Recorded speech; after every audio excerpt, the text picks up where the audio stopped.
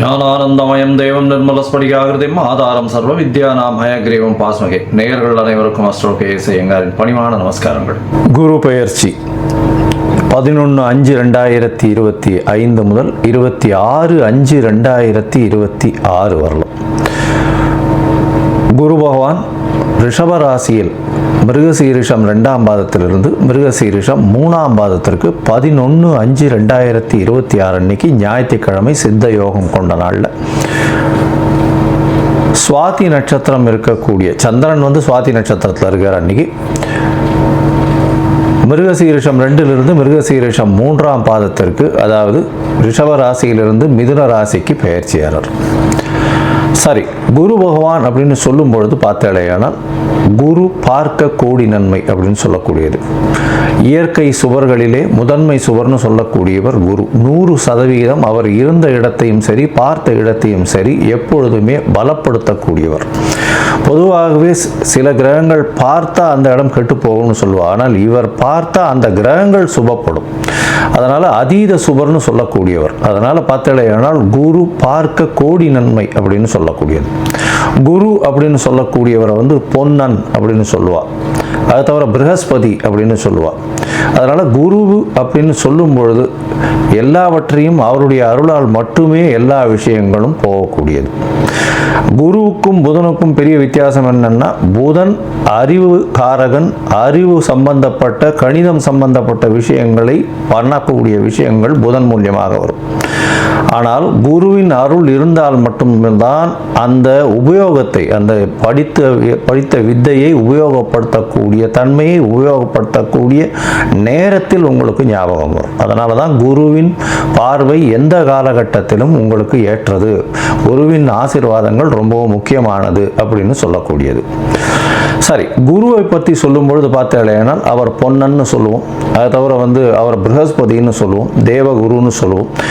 இருக்கும் கிரகங்கள் 9 கிரகங்கள். அந்த 9 கிரகங்களில் 7 கிரகங்களை சொல்லுவோம், 2 கிரகங்கள், அதாவது ராகு கேத்துன்றது ஒரே உடலில் 2 தலையும் வாலாகவும் இருக்கிறதுனால அது சாயா கிரகங்கள். ஒரு இதுதான், அதாவது நிழல் அப்படின்னு சொல்லக்கூடியது.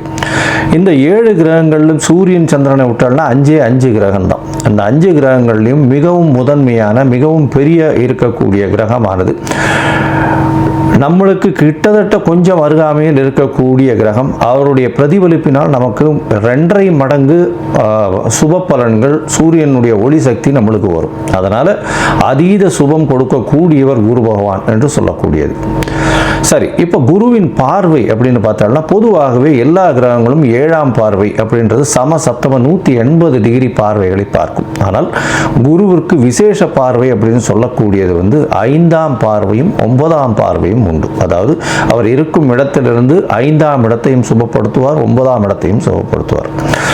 மேலும் பார்த்தேனால் இந்த குரு பகவானுக்கு காலபுருஷ தத்துவத்தில் 9வது ராசியும் 12வது ராசியும் கொடுக்கப்பட்டிருக்கு. இதில் என்ன விசேஷம் அப்படின்னா, பாக்யஸ்தானத்தின் அதிபதினு சொல்லக்கூடியவர் குரு. அதாவது உங்களுக்கு ஒரு நல்ல விஷயம், எந்த ஒரு விஷயத்திலும் தடங்கள் இல்லாமல் பாக்கியங்கள் கிட்டணும் அப்படின்னா, செல்வங்களாக இருக்கட்டும், படிப்பனாக இருக்கட்டும், எந்த ஒரு விஷயம், நல்ல மனைவி இல்லாள், அது தவிர நல்ல இல்லம், அது தவிர குழந்தை பிராப்தி, எல்லா விஷயத்துக்குமே பாக்கியம் கிடைச்சிருக்குன்னு சொல்லணும்னாலே அதுக்கு குரு உங்களுடைய ஜாதகத்தில் நல்ல வலுப்பெற்று லக்னத்திற்கு இருக்கணும். அந்த மாதிரியான ஒரு விஷயம் இருந்ததே ஆனால் உங்களுக்கு பெரிய ஏற்றம் கொடுப்பார். குருவை பொறுத்தவரையிலும் பார்த்தேனால் 12ஆம் இடத்தையும் அவருடைய காலபுருஷ தத்துவத்தின் 12ஆம் இடமான மீனமும் குரு பகவானுக்கு உண்டானது. எப்பொழுதுமே 12ஆம் இடம்னு விரயஸ்தானத்தை சொல்லுவோம். அதை தவிர தூக்கஸ்தானத்தை சொல்லுவோம். இதெல்லாம் குருவினுடைய நல்ல இது பார்வையோ இருந்தாரே ஆனால் உங்களுக்கு சுப செலவுகள் வரும், நல்ல தூக்கம் வரும், உடலாக நல்லபடியாக இருக்கக்கூடிய காலகட்டமாக இருக்கும். இதெல்லாம் குருவினுடைய பார்வையோ குரு இருந்தாலோ வரக்கூடியது. சரி, குரு பகவானை பொறுத்தவரையிலும் பார்த்தாலேயானால் அவருக்கு குரு அணி அப்படின்னு சொல்லக்கூடியது சூரியன், சந்திரன், செவ்வாய் மற்றும் குரு, இவர்கள் 4 பேர் ஒரு அணியாகவும், இவர்கள் அருள் அணி அப்படின்னு சொல்லக்கூடியதாகவும், பொருள் அணின்னு சொல்லக்கூடியவர் சுக்கிரனுடைய அணியாக, சுக்கிரன், புதன், சனி மற்றும் ராகு கேது இவர்கள் 5 பேரும் ஒரு அணியாகவும் இருக்கக்கூடியது. அதனால் குரு அதீத சுபத்துவர் 100% சுபத்துவர் குரு. அதற்கு அடுத்து சற்று கம்மியாக, அதாவது 80%, 75%ன்னு சொல்லக்கூடிய அளவுக்கு சுக்கிரன் சிறந்தவர். அதே போல் பார்த்தாலேனால் அதீத சுபத்துவம் கொண்டவர் வந்து பௌர்ணமி சந்திரனும் தனித்த புதனும் சொல்லுவாள். மிச்சவா எல்லாருமே வந்து பாவர்கள்னு சொல்லக்கூடியது. சந்திரன் வந்து பௌர்ணமி சந்திரன், அதாவது வளர்பிறை சந்திரனோ பௌர்ணமி சந்திரனோ சுபராக கொள்ளக்கூடியது. அதுவும் வந்து அமாவாசையிலிருந்து வளர்பிறைன்னு பார்த்தோம்னா ஒரு 6 நாள் 7 நாளைக்கு பார்த்தோம்னா உங்களுக்கு வெளிச்சம் இருக்கிறதுக்கு வாய்ப்பு இல்லை. அதனால் அந்த காலகட்டத்தில் சந்திரனை எடுத்துக்க மாட்டான். சரி, இப்போ குருவை பற்றி பார்க்கும்பொழுது குருவினுடைய ஸ்தலங்கள் எல்லாருக்கும் தெரியும். குருவினுடைய காரகத்துவம்னு சொல்லக்கூடியது வந்து பணம் வரணும் அப்படின்னா குரு நல்லபடியாக இருக்கணும். குரு நல்ல இடத்துல இருந்து உங்களுடைய ராசியோ லக்னத்தையோ பார்த்தாரு ஏனால் 2வது ஸ்தானத்தை பார்த்து 11வது ஸ்தானத்தை பார்த்தாரு ஏனால் பணத்திற்கு பஞ்சம் இருக்காது. பொதுவாகவே குருவை நம்ம வந்து தனகாரகன் அப்படின்னு சொல்லுவோம். ஜோதிட சாஸ்திரத்தில் தனகாரகன். அதை தவிர குருவுக்கு வந்து பார்த்தாலேயானால் புத்திர காரகன். இந்த ரெண்டும் வந்து காரகத்துவத்திலேயே வரும். அதனால் ஒரு ஜாதகத்தில் குருவினுடைய வலுத்தன்மை உங்களுக்கு அடுத்த சந்ததியினர் நல்லபடியாக இருக்கணும் அப்படின்னா குரு நல்ல வலுத்து இருந்து குருவினுடைய ஆசீர்வாதங்கள் நிச்சயமாக இருக்கணும். அதனால் காரகத்துவம்னு பார்க்கும்பொழுது புத்திர காரகத்தை சொல்லுவாள். 5ஆம் இடம், 5ஆம் இடத்தின் அதிபதி மற்றும் குரு, இவர்கள் 3 பேரும் வந்து ஒரு ஜாதகத்தில் நல்லபடியில் இருந்தால் அந்த ஜாதகனுக்கு அதாவது புத்திர பிராப்தி இருக்கும், சந்தானம் விருத்தி அடையக்கூடிய வாய்ப்புகள் நிச்சயமாக உண்டு அப்படின்றது தான் ஜோதிட சாஸ்திரம் சொல்றது. அதே மாதிரி தன காரகன்னு சொல்லக்கூடியவரும் குரு. அதனால இந்த 2த்துக்குமே காரகத்துவம் வருது. அதனால மிச்சப்படி நல்ல விஷயங்கள் நிறைய பண்ணாலும் இந்த 2 விஷயத்தில் ரொம்பவும் முக்கியமாக இருப்பார். இதை தவிர பார்த்தாலேயானால் குருவுக்கு உண்டான மரம்னு சொல்லக்கூடியது அரச மரம். அரச மரத்தை குருவுக்கு உண்டான மரம். ஏன்னா அரச மரத்தில் பார்த்தாங்கன்னா ஒரு பகுதி வந்து விஷ்ணுவும் ஒரு பகுதி வந்து சிவனாகவும் சொல்கிறா, வேறு பகுதி வந்து பிரம்மாவாகவும் சொல்கிறா. அதனால் அரச மரத்தின் முழுவுமே மும்மூர்த்திகள் இருக்கிறதாகவும் அது குருவினுடைய ஆளுமையில் இருக்கிறதாகவும் சொல்லக்கூடியது. எல்லோருக்குமே சுவராக இருக்கக்கூடியவர் குரு. அதுதான் ரொம்ப பெரிய விசேஷம். யாருக்குமே தீங்கு செய்ய மாட்டார். ஒரு நல்லது பண்ணுவார், இல்லைன்னா பண்ணாமல் இருப்பார். தீங்குன்றது பண்ண மாட்டார். மேலும் பார்த்தீங்களேனால் குருவுக்கு உண்டான மலர்ன்றது சொல்லக்கூடியது முல்லை மலரை சொல்கிறார். அதை தவிர குருவுக்கு உண்டானது சந்தன மரத்தை சொல்லுவான். இதை தவிர பார்த்தீங்களேனால் இந்த சந்தன மரம் தானம் கொடுக்குறது, அதாவது கொண்ட கடலை, மஞ்சள் நிறம், இந்த மாதிரியான விஷயங்கள் குருவுக்கு சொல்கிறான். இது எதுக்கு சொல்கிறேன் அப்படின்னா ஒருவருக்கு குரு அந்த அளவுக்கு சரியில்லை, இந்த குரு பெயர்ச்சி கொஞ்சம் பிரச்சனைகள் இருக்குது, அதனால் அவளுக்கு வந்து பிரச்சனைகள் வந்து அதிகமாக போகக்கூடிய வாய்ப்பு இருக்குது. அதாவது தனம் வருமானத்திலும் சரி, அதை தவிர வந்து அவளுக்கு உண்டான புத்திர பாக்கியங்களும் சரி, இல்லை புத்திரர்களால் பிரச்சனைகளாக இருந்தாலும் சரி, இல்லை கடன் ஏறக்கூடிய வாய்ப்புகளாக இருந்தாலும் சரி, கடல் கழுத்தை நெருக்கக்கூடிய வாய்ப்புகளாலும் சரி, இந்த மாதிரியான எளிய பரிகாரங்களை செய்கிறது ரொம்பவும் நல்லது. அதாவது என்ன அப்படின்னா முதல்ல வந்து குரு காயத்ரின்னு சொல்லக்கூடிய ஓம் ரிஷபத்வஜாய வித்மகே கிருணிஹஸ்தாய தீமகி தன்னோ குரு பிரச்சோதயாத்து அப்படின்ற இந்த குரு காயத்ரி மந்திரத்தை ஒரு நாளைக்கு 3 தரமாவது இந்த குரு அடுத்த பெயர்ச்சி ஆறவர்களும் சொல்கிறது ரொம்பவும் நல்லது. அது தவிர குரு பகவானுக்கு உண்டான எளிய பரிகாரம்னு சொல்லக்கூடியது இந்த கொண்டக்கடலை வெள்ளை கலர் கொண்டக்கடலையை வந்து சுண்டல் பண்ணி இது பண்ணுறது. அது தவிர முல்லைப்பூ சாத்துறது குரு பகவானுக்கு, இல்லை தட்சிணாமூர்த்திக்கு. அது தவிர வந்து மஞ்சள் கலர் வஸ்திரம் தானமாக கொடுக்கறது.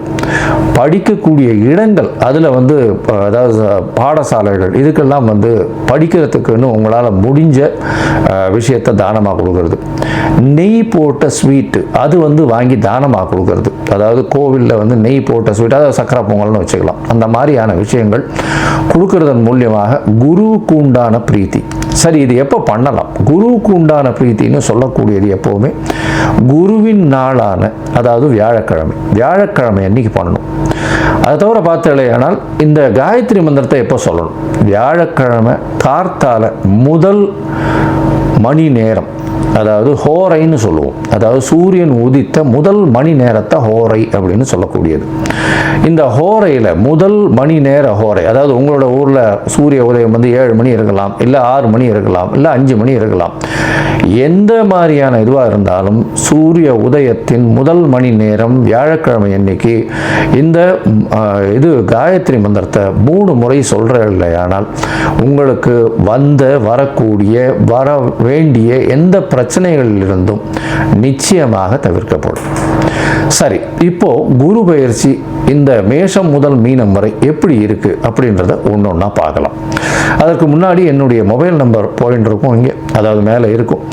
உங்களுக்கு அஸ்ட்ராலாஜிக்கல் கன்சல்ட் தேவைப்பட்டதுன்னா நீங்கள் எனக்கு காண்டாக்ட் பண்ணுங்க. உங்களுடைய date, time, place of birth, உங்களுடைய பெயர், தாய் தகப்பனார் பெயர் வரலாம் அனுப்பிச்சு வைங்க. நான் உங்களுடைய ஜாதகத்தை போட்டு சந்தி இருக்கான்னு பார்க்குறேன். சந்தின்றது பார்த்தாலேயானால் மிருகசீரிஷம் 2ஆம் பாதம் நினச்சின்னு இருப்பா, 3ஆம் பாதத்தில் இருக்கும், ராசியே மாறிடும். இது நட்சத்திர சந்தி, நட்சத்திர பாத சந்தின்னு சொல்லுவோம். அதே மாதிரி லக்னத்தையும் பார்த்தோன்னா அதே மாதிரி லக்னத்தில் பார்த்தாலேயானால் விசாக நட்சத்திரம் நினச்சின்னு இருப்பா, விசாக நட்சத்திரம் துலா ராசி நினச்சின்னு இருப்பா, விசாக நட்சத்திரம் விருச்சிக ராசியில் இருப்பா. அதனால் சந்தி முதல்ல பார்க்கணும். அதே மாதிரி நட்சத்திரங்கள் எந்த நட்சத்திர பாதத்தில் நிற்கிறா அப்படின்றத முதல்ல தெரிஞ்சுட்டு உங்களுக்கு நடக்கக்கூடிய தசாபுக்தி, அந்தரம், சூக்ஷ்மம் இதெல்லாம் எப்படி இருக்குன்றதையும் பார்த்துட்டு இப்போ நடக்கக்கூடிய மாறுதல்கள் என்ன ஒரு மாற்றத்தை ஏற்படுத்த போகிறதுன்றதையும் பார்த்து உங்களுக்கு உண்டான பலன்களை நான் சொல்கிறேன். அதற்கு உண்டான கட்டணத்தையும் போடுறேன். அதை அனுப்புங்க. அனுப்பிச்சதுக்கப்புறம் உங்களுக்கு அப்பாயின்மெண்ட் தரேன். இப்போது மேஷம் முதல் மீனம் வரை குரு பெயர்ச்சி 2025 11/5/2025 முதல் 26/5/2026 வரை பார்க்கலாம். கன்னியா ராசிக்காரர்களை பொறுத்தவரையிலும் இப்போ உங்களுடைய ராசிக்கு 9ஆம் இடத்துல குரு இருக்கார். அவர் 10ஆம் இடத்துக்கு போகிறார். 10ஆம் இடத்துல போகிறாரு. என்ன சார், தொழில் ஸ்தானத்துக்கு போகிறாரு. 10ல் குரு போனார்னா பதவியை கெடுப்பார்னு சொல்லுவார் அப்படின்னா கவலைப்பட தேவையில்லை. உங்களுக்கு 6ஆம் இடத்துல ரொம்ப வலுப்பட்டு போயிருக்கு. சனியும் ராகுவும் இருக்கிறதுனால செய்யக்கூடிய வேலையில் அபிவிருத்தி வரும், மாற்றங்கள் ஏற்படும். ஆனால் அந்த மாற்றங்கள் ஏமாற்றங்களாக இல்லாமல் பெரிய ஏற்றங்களாக இருக்கக்கூடிய காலகட்டமாக அமையப்போகுது. ஏன்னா கன்னியா ராசிக்காரர்களுக்கு 10ல் குரு வந்தால் பதவியை கெடுப்பான் அப்படின்னு சொல்லுவாங்க பொதுவாக. ஆனால் அந்த மாதிரி கிடையாது. 6ஆம் இடத்தில் உங்களுக்கு சனியும் ராகுவும் இருக்கிறதுனால எல்லா விதமான ஏற்றங்களும் கிடைக்க போகுது. சரி, 10ஆம் இடத்துல குரு பகவான் வராரு. என்ன நடக்கும் அப்படின்னு பார்த்தோம்னா, 10ஆம் இடத்தில் இருக்கக்கூடிய குரு தொழிலில் ஒரு புதிய மாற்றங்களை கொடுப்பார். தொழிலில் புதிய மாற்றங்களை கொடுக்கறதன் மூலியமாக அதில் பெரிய ஏற்றங்கள் இருக்கக்கூடிய காலகட்டமாக அமையும். இதன் மூலியமாக 10ஆம் இடத்தில் இருக்கக்கூடிய குரு பகவான் உங்களுக்கு புதிய தொழிலை அமைச்சு கொடுப்பார். வேலையில் மாற்றங்களை கொடுத்து அதில் ஒரு ஏற்றங்களை கொடுக்கக்கூடிய காலகட்டமாக அமைய போகிறது. எதிராளிகளே இல்லாத அளவுக்கு இப்போ சனியும் ராகுவும் பண்ணக்கூடிய காலகட்டத்தில் குருவின் பார்வை அதில் ரொம்பவும் ஏற்றத்தை கொடுக்கும். இதன் மூலியமாக பார்த்தீங்கன்னா எடுத்த காரியங்கள் அனைத்தும் முடியக்கூடிய வாய்ப்புகள் உண்டு. தொழிலில் பெரிய ஏற்றம் இருக்கக்கூடும். சரி, இப்போ உங்களுடைய ராசிக்கு பார்த்தாலேயானால் 10ஆம் இடத்தில் இருக்கக்கூடிய குரு உங்களுடைய ராசிக்கு 2ஆம் இடம்னு சொல்லக்கூடிய தனஸ்தானத்தையே பார்க்குறார். தனகாரகன்னு சொல்லக்கூடிய குரு தனஸ்தானத்தை பார்க்கறதுனால பணவரவிற்கு பஞ்சம் இருக்காது. டேப்பில் கொட்டுற எண்ணெய் மாதிரி எந்த விதமான பிசுறுகளும் இல்லாமல் தண்ணி அப்படியே எண்ணெய் மாதிரி கொட்டிகிட்டே இருக்கும். இது ஒரு பெரிய ஏற்றம். தனஸ்தானத்தையே தனகாரகன் பார்க்கறதன் மூலியமாக பணவரவிற்கு பஞ்சம் இருக்காது. பெரிய ஏற்றம் கிடைக்கக்கூடிய காலகட்டம். பேச்சில் நல்ல ஒரு நிதானமும் நல்ல ஒரு ஏற்றமும் இருக்கக்கூடிய காலகட்டமாக இருக்கும். குடும்பத்தில் நல்ல ஒரு சந்தோஷமான நிலைமை இருக்கக்கூடிய வாய்ப்பு. குடும்பத்தில் நல்ல ஒரு பேச்சின் மூலியமாக நல்ல ஒரு அமைதியான நிலைமை நிலவும். கணவன் மனைவிக்குள்ள நல்ல ஒரு ஏற்றம் இருக்கும். ராசிக்கு 4ஆம் இடத்தை குரு பார்க்குறார். படிக்கக்கூடிய குழந்தைகளுக்கு நல்ல ஒரு ஏற்றம். அதை தவிர பார்த்தீங்களேயானால் உங்களுடைய ராசிக்கு 4ஆம் இடத்தை குரு பார்க்கறதன் மூலியமாக புதிய வீடு மனை வாங்கக்கூடிய பாக்கியம் அமைய போகிறது. உங்களுடைய தாயின் உடல்நிலையில் நல்ல ஒரு ஏற்றம் கிடைக்கக்கூடிய காலகட்டமாக அமைய போகிறது. அதை தவிர படிக்கக்கூடிய மாணவர்கள் அவர்களுக்கு எல்லா விதமான ஏற்றங்களும் கிடைக்கக்கூடிய காலகட்டமாக அமைய போகிறது. அது தவிர புதிய வீடு மனை, தாயின் உடல்நிலையில் தாயின் சொத்துக்கள், தாயின் உடல்நிலையில் நல்ல ஒரு ஏற்றம் இதெல்லாம் இருக்கக்கூடிய வாய்ப்புகள் நிச்சயமாக உண்டு. ராசிக்கு 6ஆம் இடத்தை குரு பார்க்குறார். அவருடைய 9ஆம் பார்வையில் 6ஆம் இடத்தை பார்க்கறதுனால என்னென்னா புதிய கடன் வாங்கக்கூடிய வாய்ப்பு. இவ்வளோ நாளாக நீங்கள் உங்களுடைய புதிய தொழிலுக்கு கடனுக்குன்னு பார்த்துட்டு இருப்பீங்க. அந்த கடன் கூட கிடச்சிருக்காது. இப்போ பார்த்தோம்னா கடனை அவங்களே கொண்டு கொடுப்பாங்க. என்ன வேணுமோ வாங்கிக்கிங்க அப்படின்னு. அந்த அளவுக்கு கடன் உங்களுக்கு நிச்சயமாக கிடைக்கக்கூடிய காலகட்டம். அது தவிர பார்த்தாலேனால் போட்டிகள் வரக்கூடிய இடத்துல போட்டி தேர்வு அந்த மாதிரியான விஷயத்தில் நிச்சயமான வெற்றி கிடைக்கக்கூடிய வாய்ப்புகள் உங்களுக்கு உண்டு. போட்டித் தேர்வு இந்த மாதிரியான காலகட்டம் பெரிய ஏற்றத்தை கொடுக்கும். அதுவும் வந்து என்ஜினியரிங் லெவல்ஸில் இருக்கிறவங்க, அதை தவிர வந்து கம்யூனிகேஷன் லெவல்ஸ், கம்யூனிகேஷன் படிப்பு, அதாவது இது எலக்ட்ரானிக் அண்ட் கம்யூனிகேஷன், அதை தவிர மெக்கானிக்கல் அண்ட் கம்யூனிகேஷன், இந்த மாதிரியான பண்ணுறவங்க, ஏரோஸ்பேஸு, ஏரோநாட்டிக்ஸ், இந்த மாதிரியான விஷயங்கள் பண்ணுறவங்க, அதை தவிர இந்த கன்னியாராசிக்காரர்கள் திரைக்கலையில், திரை இசை, அந்த மாதிரியான விஷயங்கள் இருக்கிறவங்க, அதாவது அதாவது இந்த மூங்கில் இதில் வரக்கூடிய, அதாவது இன்ஸ்ட்ருமெண்டல் மியூசிக்னு சொல்லக்கூடிய விஷயங்கள் பெரிய ஏற்றம் கிடைக்கக்கூடிய காலகட்டம். இந்த காலகட்டத்தில் பார்த்தாலே புதிய தொழில் அமையறதன் மூலியமாக பெரிய ஏற்றம் இருக்க போகக்கூடிய காலகட்டமாக அமையப்படுது. மொத்தத்தில் பார்க்கும்பொழுது கன்னியா ராசிக்காரர்களுக்கு இந்த 10ஆம் இடத்தில் வரக்கூடிய குரு பெரிய ஏற்றத்தை கொடுக்க போகிறார். மாற்றம், தொழிலில் மாற்றம் கொடுக்க போகிறார். அபரிமிதமான ஏற்றம் கொடுக்க போகிறார். புதிய தொழில் அமைய போகிறது. அதுக்குண்டான ஃபண்டெல்லாம் வரப்போகிறது. தொழிலில் வந்து லாபங்கள் வரக்கூடிய வாய்ப்புகள் நிச்சயமாக உண்டு. புதிய வீடு மனை வாங்கக்கூடிய பாக்கியம், தாயின் உடல்நிலையில் நல்ல ஒரு ஏற்றம் இருக்கக்கூடிய காலகட்டமாக அமைய போகிறது. அது தவிர பார்த்தாலேயானால் படிக்கக்கூடிய குழந்தைகளுக்கு போட்டித் தேர்வு எல்லாத்திலையும் வெற்றி பெறக்கூடிய வாய்ப்புகள். அது தவிர அரசியல்வாதிகளாக இருந்தார்களேயானால் அவர்களுக்கு நல்ல ஒரு ஏற்றம் இருக்கும். ஏற்றம் இருந்தாலும் அரசியல்வாதிகளுக்கு எல்லா விஷயத்திலையும் வெற்றி கண்டாலும் தொழிலில் அவருடைய நிலைமை கொஞ்சம் மாறுபடக்கூடிய வாய்ப்புகள் நிச்சயமாக உண்டு. உங்களுடைய ராசிக்கு பார்த்தீங்களேனால் 6ஆம் இடத்துல வந்து சனியும் ராகுவும் இருக்கிறத குரு பார்க்கறது பெரிய விசேஷத்தை கொடுக்கும். புதிய வேலை கிடைக்கக்கூடிய வாய்ப்பு. புதிய வேலை அப்படின்னு சொல்கிறது இருக்கிற வேலையோடு நல்ல பெட்டர் வேலையாக கிடைக்கக்கூடிய வாய்ப்பு. அது தவிர பார்த்தீங்கன்னா வேலையின் மூலியமாக உங்களுக்கு அபரிமிதமான பொருள் ஆதாயம் வரக்கூடிய வாய்ப்பு. அதன் மூலியமாக உங்களுடைய நிரந்தரமாக உங்களுடைய ஸ்டேட்டஸ் ஏறக்கூடிய வாய்ப்புகள் நிச்சயமாக இருக்கு. இந்த காலகட்டத்தில் பார்த்தீங்கன்னா உங்களுடைய குரு பெயர்ச்சி அப்படின்னு சொல்லக்கூடிய இந்த கன்னியா ராசிக்காரர்களுக்கு 90 விழுக்காடு பெரிய மாற்றத்தை ஏற்படுத்தக்கூடிய குரு பெயர்ச்சியாக அமையிறது. இந்த காலகட்டத்தில் வந்து நீங்கள் அருகில் இருக்கக்கூடிய, அதாவது கேரளாவில் இருக்கக்கூடிய குருவாயூர் போயிட்டு வாங்க. குருவாயூர் ஏன் அப்படின்னு சொல்கிறோம்னா, குருவுக்கே அந்த ஊர் வந்து அந்த குருவே வந்து வணங்கின ஊர்னு சொல்லக்கூடியது குருவாயூர்னு சொல்லக்கூடியதுனால இந்த குருவாயூருக்கு போயிட்டு அந்த கிருஷ்ணரை போய் சேவிச்சுட்டு வாங்க. உங்களுக்கு எல்லா விதமான ஏற்றங்களும் கிடைக்கும். இந்த காலகட்டத்தில் உங்களுடைய உடல்நிலையும் நல்ல ஒரு ஏற்றமாக இருக்கும். இவ்வளோ நாளாக கேத்து வேறு இருந்தார், இப்போ அதெல்லாம் மாறிட்டார். அதனால் நல்ல ஒரு ஏற்றம் கிடைக்கக்கூடிய காலம். பணவரவிற்கு பஞ்சம் இருக்காது. குடும்பத்தில் நல்ல ஒரு சந்தோஷம் இருக்கும். கணவன் மனைவியோட நல்ல ஒரு ஏற்றமான காலமாக அமைய போகிறது.